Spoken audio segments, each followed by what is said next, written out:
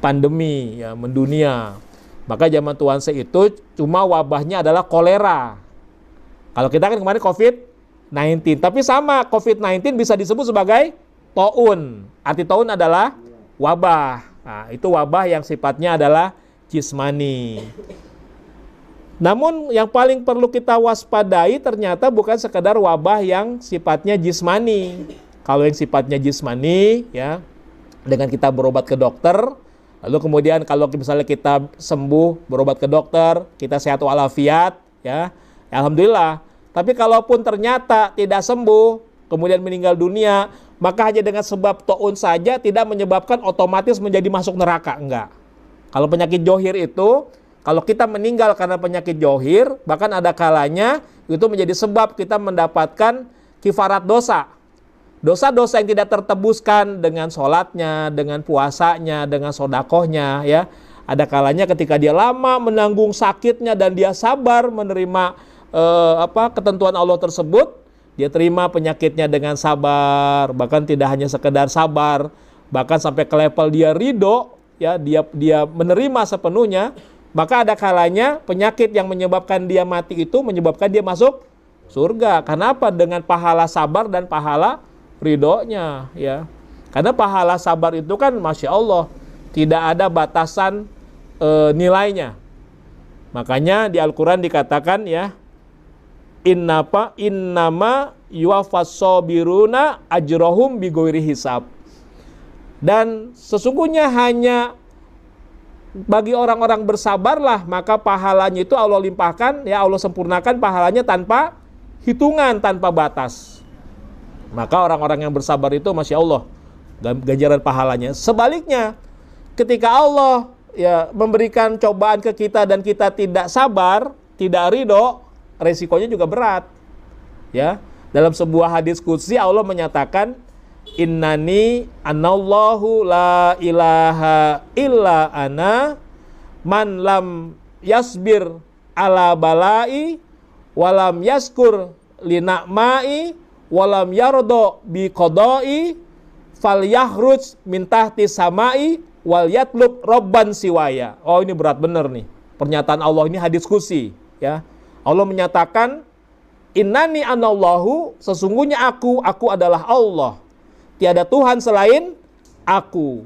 Maka siapa yang tidak sabar atas balaku, siapa yang tidak bersyukur atas nikmatku, siapa yang tidak ridho atas kodokku, atas ketentuanku, maka falyakhruj min tahti samai, maka keluarlah dari kolong langitku. Masya Allah, diusir sama Allah ya, keluar dari kolong langitku. Wal yatlub robban siwaya, dan carilah Tuhan selain aku. Ya gak bakalan ada ya. Itu saking murkanya Allah. Jadi orang kalau sudah diberikan musibah, dikasih bala ya, dia hanya melihat musibahnya. Dia tidak melihat hikmah di balik musibah. Ya, dia hanya menganggap hidup berat amat. Udah zikir jadi Iwan Tekian 10 tahun kok makin belangsak hidup misalnya ya. Padahal dengan sebab itu Allah sedang mengangkat derajatnya setingginya, Allah sedang memberikan dia pahala yang tanpa batas. Tapi dia nggak ngelihat hikmahnya. Yang dia lihat cobaan-cobaan yang datang beruntun. Lalu dia merasa nggak sabar ya. Bahkan dia komplain, ya Allah, kok udah zikir TKN begini kok masih ada musibah. Dia pikir kali dengan sebab ibadahnya Allah diintervensi. Padahal enggak.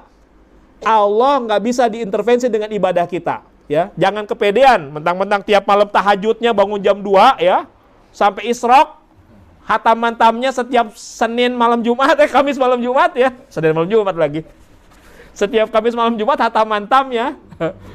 Mudah-mudahan istiqomah, tapi jangan kepedean dengan sebab itu kita pengen hidup kita baik-baik saja ya. Allah nggak bisa diintervensi dengan amalan kita, Allah nggak bisa diintervensi dengan ibadah kita, karena Allah nggak butuh ibadah kita. Allah butuh nggak ibadah kita? Allah butuh nggak zikir kita? Enggak. Yang butuh ibadah kita, kita sendiri. Yang butuh zikir kita, kita sendiri. Maka jangan kepedean ya.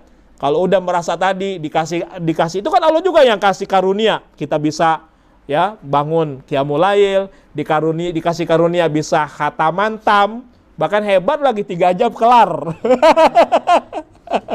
Salut, keren.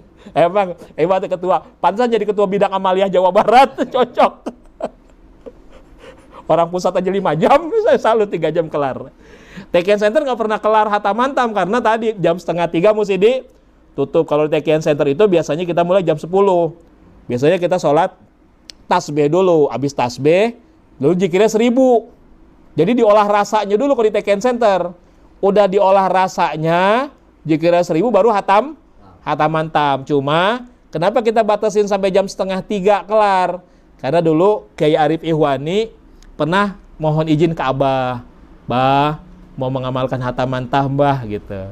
Kata Abah boleh, tapi sampai jam 2:30 ditutup selesai agar qiyamul lailnya enggak ketinggalan begitu. Jadi itulah makanya kami di Tekian Center itu selalu ya maksimal mau ya latifnya dapat berapa. Oh, pokoknya mau nggak ada pakainya nggak pernah dapat 16.000 jujur aja. Dapat 8.000 dapat berapa ditutup. Makanya hebat kalau beliau sampai 16.000. Kami nggak pernah sampai 16.000 karena tadi 10.000 atau berapa ya, apa 8.000. Pokoknya ditutup. Karena tadi pesan Abah. Ya? Nanti saya pegang kocerekan sama nggak hitungannya nih? Ya baik. Jadi itulah sekali lagi bahwa ibadah Allah tidak butuh ibadah kita, yang butuh ibadah kita sendiri ya.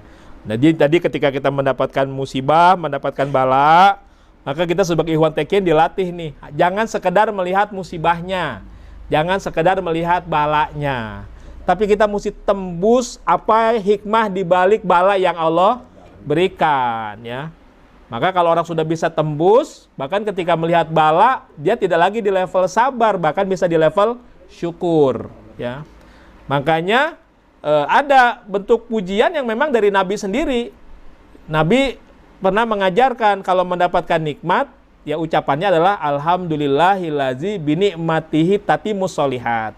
Segala puji bagi Allah ya yang menyempurnakan nikmatnya ya dengan kebaikan. Jadi dengan pujian itu menambahkan nikmatnya menjadi kebaikan yang sempurna. Tapi kemudian Nabi juga menyatakan kalau mendapatkan bala ya, kalau standar umum mendapatkan musibah atau bala ucapannya apa? Inna lillahi wa inna ilaihi, itu standar umum. Tapi Nabi pernah mengajarkan bahkan ketika mendapatkan bala kepada Sayyidah Aisyah, ucapkan alhamdulillah ala kulli halin wa fi kulli halin. Segala puji bagi Allah ya atas segala hal, juga di dalam segala hal. Artinya ya, dalam kondisi apapun Allah layak dipuji. Memang kita memuji Allah ketika kita senang aja. Memang kita memuji Allah ketika mendapatkan nikmat aja. Ternyata Allah itu juga layak dipuji walaupun kita sedang mendapatkan bala. Nah, begitu. Jadi itu levelnya sudah naik kelas nih. Karena ketika mendapatkan bala, ya dia tidak sekedar bersabar. Tidak sekedar menyatakan bahwa diri kami adalah milik Allah dan kami adalah akan kembali kepada Allah. Itu standar jiwa orang yang sabar. Minimal ada kesadaran, ya, pengakuan di dalam dirinya innalillahi, sesungguhnya kami adalah milik Allah, ya, dan juga kami akan kembali kepada Allah. Ini bukan sekedar ucapannya, tapi apa? Kondisi jiwa. Ya, jadi bukan sekedar ucapan innalillahi wa inna ilaihi rajiun, tapi ketika mengucapkannya ada kondisi jiwa, ada kesadaran bahwa kita milik Allah dan kita tidak punya apapun, semuanya milik Allah. Maka kalau orang tidak ada pengakuan kepemilikan terhadap segala sesuatu, dia yakin segala sesuatu milik Allah, maka ketika suatu saat yang dia seolah-olah miliknya itu diambil oleh Allah, dia nggak merasa kehilangan, dia nggak merasa kesedihan, karena sejak awal dia menganggap itu bukan milik dirinya, itu milik. Kenapa orang itu merasa kehilangan? Karena menganggap itu miliknya sendiri. Contoh, punya motor, motornya kemalingan, kehilangan, karena menganggap motor miliknya, ketika hilang, dia sedih nggak? Kehilangan nggak? Kehilangan. Punya anak, ya lagi disayang-sayangnya, dijemput ajalnya oleh Allah, sampai batas waktunya, meninggal, kehilangan anak. Karena menganggap ini anak saya, ketika anaknya ditarik oleh Allah, merasa kehilangan nggak? Kehilangan. Tapi ketika orang di dalam jiwanya sudah menganggap segala sesuatu yang selama ini seolah-olah miliknya, rumahnya, hartanya, anaknya, istrinya, ya, kesuksesannya, apapun yang dia kerjakan, bahkan dirinya, bahkan ruhnya tidak diklaim sebagai miliknya, semuanya milik Allah, maka ketika suatu saat Allah mengambil yang memang miliknya sendiri, maka kita nggak merasa kehilangan. Ya, kalaupun ada secara manusiawi ada sekedar sedikit saja ada rasa sedih, tapi nggak sampai benar-benar yang sampai kesedihan yang mendalam. Ya, contohnya Tuan Syekh Abdul Qadir Al-Jailani. Ketika Tuan Syekh sedang mengajar, ya, beliau mengajar, dikabarkan oleh salah seorang muridnya, wahai Syekh, putramu ya yang masih kecil meninggal dunia. Ya, Tuan Syekh mengatakan, ya, urus jenazahnya dan Tuan Syekh tetap mengajar. Sampai kemudian orang nggak melihat kok Tuan Syekh nggak ada kesedihannya. Jenazah anaknya selesai, lalu kemudian ya Tuan Syekh selesai menyolatkannya, lalu kemudian menguburkannya. Setelah itu kenapa? Seperti biasa, beliau melanjutkan tugasnya mengajar lagi. Maka kemudian murid-murid melihat kok Tuan Syekh tidak melihat seperti duka cita. Apa kata Tuan Syekh? Kenapa orang-orang berduka cita? Karena mereka merasakan pedihnya keperpisahan. Sedangkan aku tidak pernah merasa berpisah dengan anakku. Saat ini pun aku melihat dia sedang bermain-main di taman surga. Masya Allah. Jadi artinya apa? Kenapa Tuan Syekh nggak bersedih? Karena sampai kapanpun anaknya meninggal dunia tidak hilang dalam pandangan jangkauan Tuan Syekh. Begitu ya. Jadi orang yang bersedih karena merasakan pedihnya perpisahan. Tapi ketika orang sudah segala sesuatu tersingkap oleh Allah dibukakan, mukasyafah ya, maka tidak ada lagi perbedaan alam.